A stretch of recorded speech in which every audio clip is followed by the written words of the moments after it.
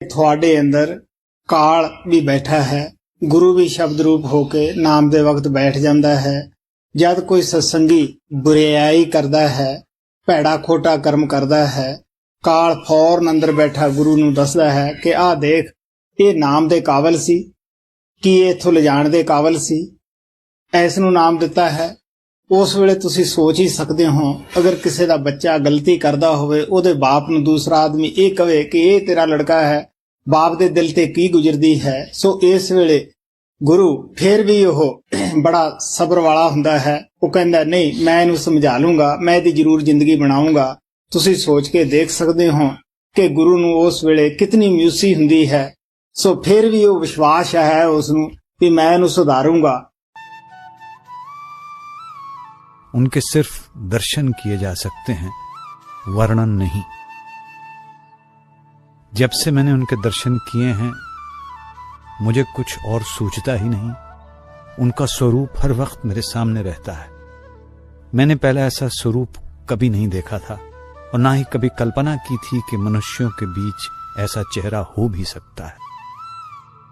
अगर कोई चेहरा बुढ़ापे में भी इतना खूबसूरत, तेजस्वी और शालीन हो सकता है तो वो सिर्फ महाराज जी का चेहरा है।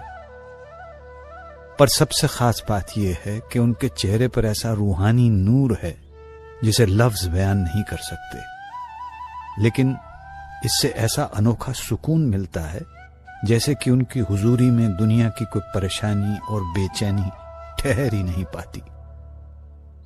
जैसे ही आप उनके चेहरे के दर्शन करते हैं, आपको बात करने की कोई इच्छा नहीं रहती, यहां तक कि सवाल पूछने की भी नहीं। दिल चाहता है कि बस उस नूर में समा जाएं। उनकी आवाज में प्रेम की झनकार है और उनकी मुस्कान से ऐसा लगता है मानो सारा वातावरण जगमगा उठा हो। उनके सिर्फ दर्शन किए जा सकते हैं, वर्णन नहीं।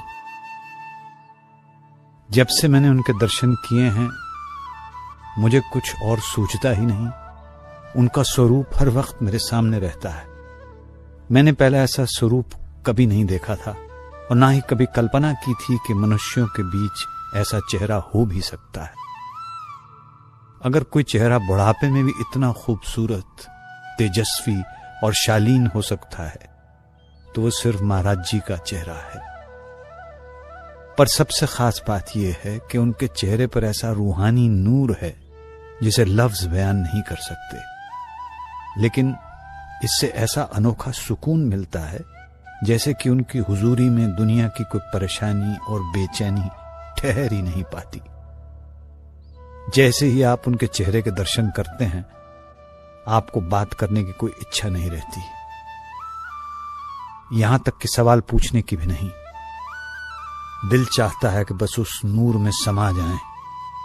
उनकी आवाज में प्रेम की झनकार है और उनकी मुस्कान से ऐसा लगता है मानो सारा वातावरण जगमगा उठा हो। उनके सिर्फ दर्शन किए जा सकते हैं, वर्णन नहीं। जब से मैंने उनके दर्शन किए हैं, मुझे कुछ और सूझता ही नहीं। उनका स्वरूप हर वक्त मेरे सामने रहता है। मैंने पहले ऐसा स्वरूप कभी नहीं देखा था और ना ही कभी कल्पना की थी कि मनुष्यों के बीच ऐसा चेहरा हो भी सकता है। अगर कोई चेहरा बुढ़ापे में भी इतना खूबसूरत, तेजस्वी और शालीन हो सकता है तो वो सिर्फ महाराज जी का चेहरा है। पर सबसे खास बात यह है कि उनके चेहरे पर ऐसा रूहानी नूर है जिसे लफ्ज बयान नहीं कर सकते, लेकिन इससे ऐसा अनोखा सुकून मिलता है जैसे कि उनकी हुजूरी में दुनिया की कोई परेशानी और बेचैनी ठहर ही नहीं पाती। जैसे ही आप उनके चेहरे के दर्शन करते हैं, आपको बात करने की कोई इच्छा नहीं रहती, यहां तक कि सवाल पूछने की भी नहीं। दिल चाहता है कि बस उस नूर में समा जाएं। उनकी आवाज में प्रेम की झनकार है और उनकी मुस्कान से ऐसा लगता है मानो सारा वातावरण जगमगा उठा हो। उनके सिर्फ दर्शन किए जा सकते हैं, वर्णन नहीं। जब से मैंने उनके दर्शन किए हैं मुझे कुछ और सूझता ही नहीं। उनका स्वरूप हर वक्त मेरे सामने रहता है। मैंने पहले ऐसा